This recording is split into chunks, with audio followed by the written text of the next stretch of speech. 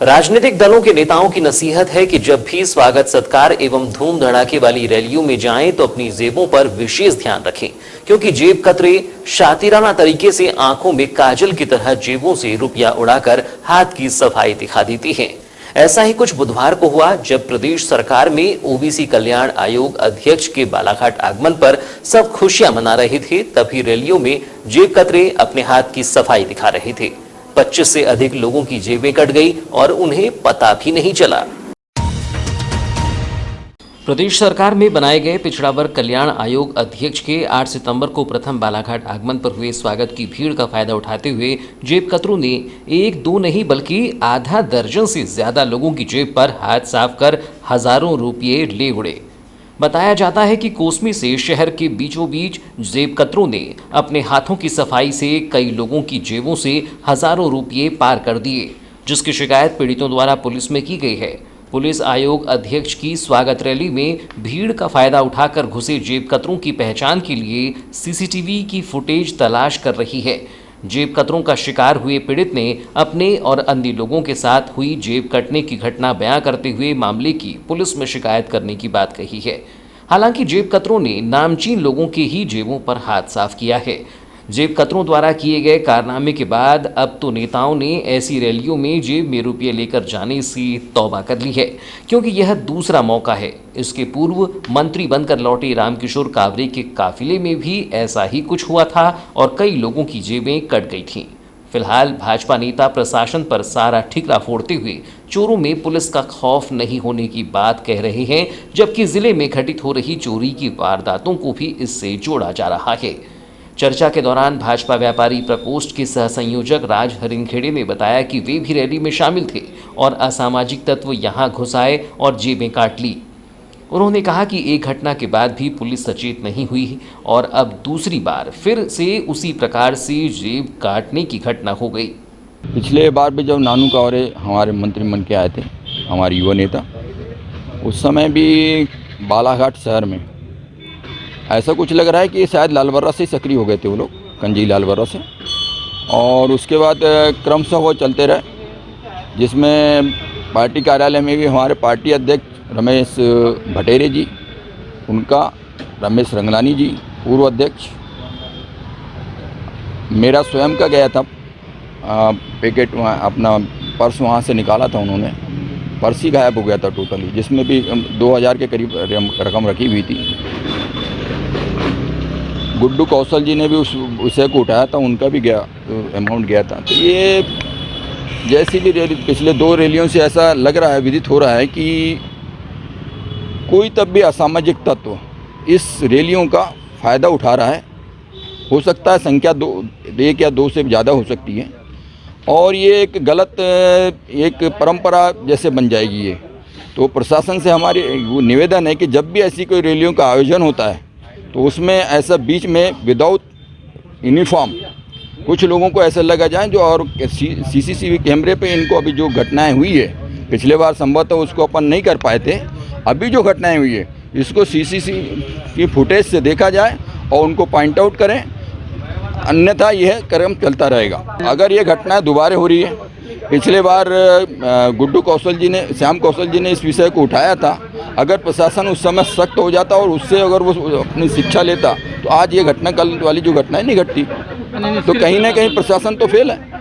भाजपा नेता गोलू ठाकरे ने कहा कि लगभग 25 नेताओं की जेब कटने की जानकारी है। इसकी शिकायत पुलिस में की गई है। शहर सुरक्षित नहीं है, आए दिन चोरी की घटनाएं हो रही हैं।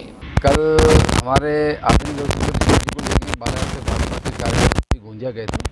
गोंदिया से जब वापसी आ रहे थे तो कोसमी तक के तो सभी अपने वाहन पे थे। जब कोसमी से पैदल मार्च करने लगे तो वहाँ से जेब कटना लोगों की चालू हो गई। सर्वप्रथम मेरी जेब कटी, फिर मेरे बड़े भाई की जेब कटी, फिर लवली सचदेवा जी उनकी कटी, एक अमन गांधी है उनकी कटी, योगेश नकपुर है उसकी कटी, हमारे श्यामलाल बिसेन जी की कटी, राकेश बिसेन उनकी कटी, दिलीप पटेल उनकी, ऐसे अन्य लोगों की कटी, 20-25 लोगों की कटी जिनकी हमारे को जानकारी।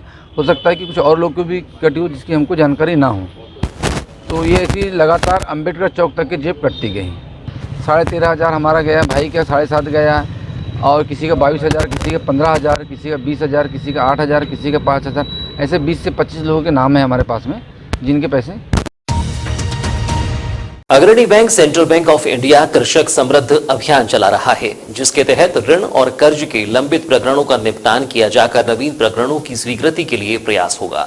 इसी के तहत किसान समिति अभियान की एक बैठक आहूत की गई, जिसमें जिले भर के सेंट्रल बैंक शाखाओं के प्रबंधक एवं बैंक कर्मियों की उपस्थिति रही। सेंट्रल बैंक शाखा प्रबंधक आलोक कुमार ने बताया कि आंचलिक कार्यालय के निर्देश पर किसान समिति अभियान को चलाया जा रहा है, जिसमें क्षेत्रीय प्रबंधक ईडीवी कुमार ने बैठक लेकर कृषक ऋण प्रकरणों की समीक्षा की है।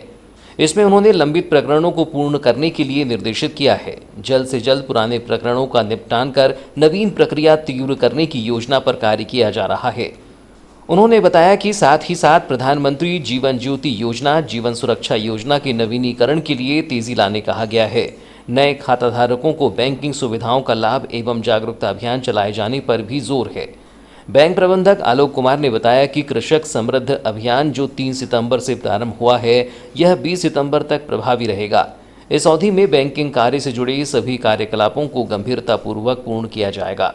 किसानों को महत्वपूर्ण जानकारियां उपलब्ध कराई जाएंगी। हमारे आंचलिक कार्यालय के दिशा निर्देश के अनुसार कल दिनांक 3 तारीख को हम लोगों ने किसान समृद्धि अभियान के तहत कैंप लगाया था।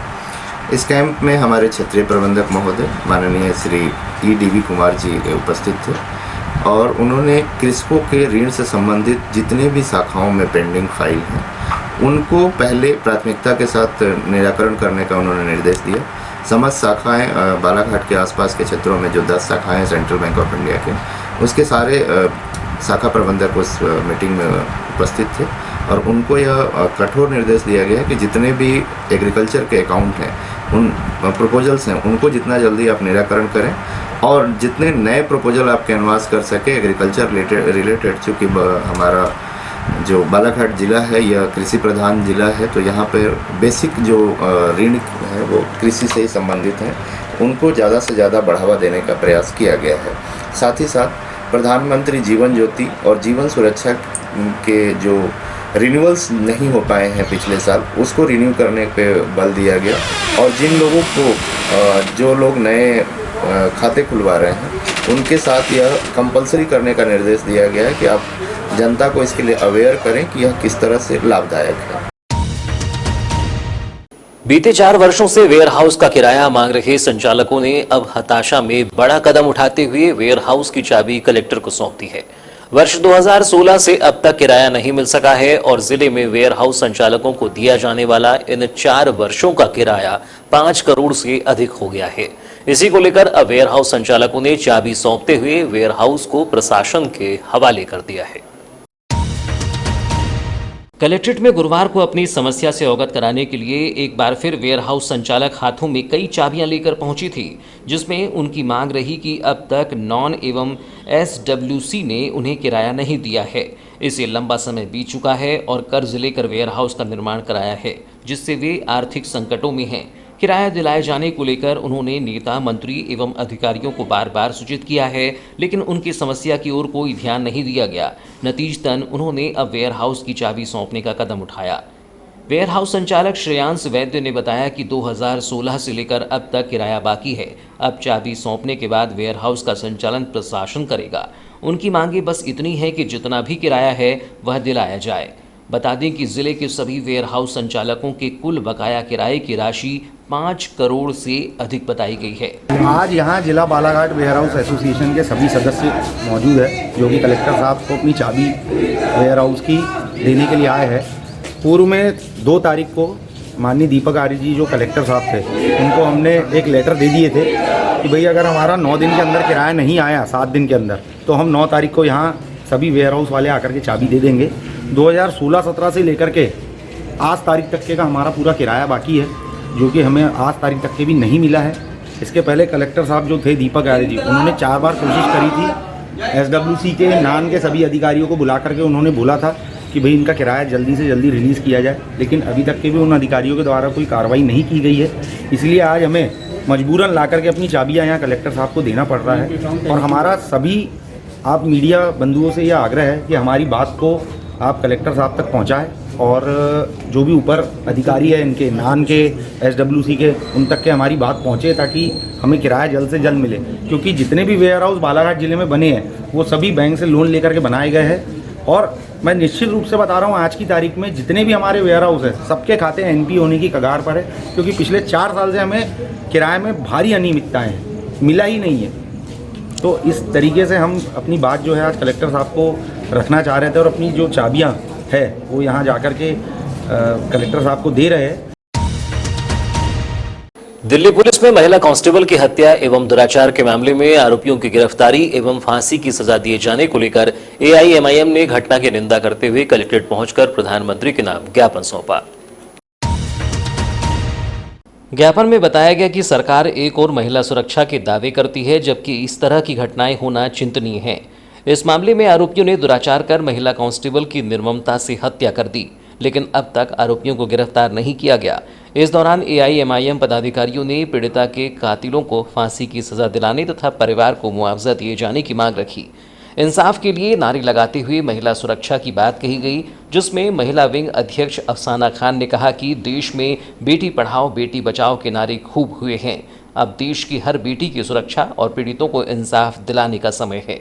SIFI को प्रोटेस्ट करने के लिए यहाँ पर आए हुए हैं, जिसमें कि उनके साथ में जो निर्मम किस्म की जो हत्या हुई है उनकी, जो जिस बर्बरता के साथ, और आज प्रशासन के साथ में हमारी एक लड़ाई है, जो मुद्दा हमने हर जगह से उठाया है, हमारी मजलिस ने हर जगह से उठाया है। हम लोग ये चाहते हैं कि उनको इंसाफ मिले, न्याय मिले, इसलिए हम इस प्रोटेस्ट को कर रहे हैं। देश में बेटी बचाओ बेटी पढ़ाओ के नारे बहुत हो गए हैं।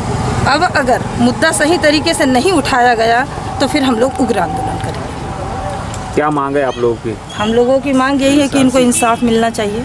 उसी प्रकार पार्टी सचिव शहबाज खान ने कहा कि पुलिस डिफेंस में पदस्थ कर्मी सुरक्षित नहीं है, तो फिर साधारण महिला की सुरक्षा की क्या जवाबदेही है। हत्यारों को फांसी दी जाए और परिवार को मुआवजा मिले। हम आज यहाँ पर राबिया सैफी, जो दिल्ली संगम विहार की रहने वाली थी और 4 महीने पहले ही उनको पुलिस डिफेंस में उनकी कार्यरत पद पे पदस्थ थी, जो फरीदाबाद, हरियाणा के फरीदाबाद में 26 अगस्त की रात को उनको निर्मम हत्या कर दी गई और पोस्टमार्टम की रिपोर्ट के अनुसार उनके पूरे शरीर में चाकू मारा गया और सामूहिक रूप से बलात्कार किया गया। एक अधिकारी जो पुलिस में थी, आज उनके हत्यारों को अभी तक पकड़ाया नहीं गया है और इनके साथ इतना सामूहिक बलात्कार किया गया है, तो नॉर्मल महिला की क्या हालत होगी।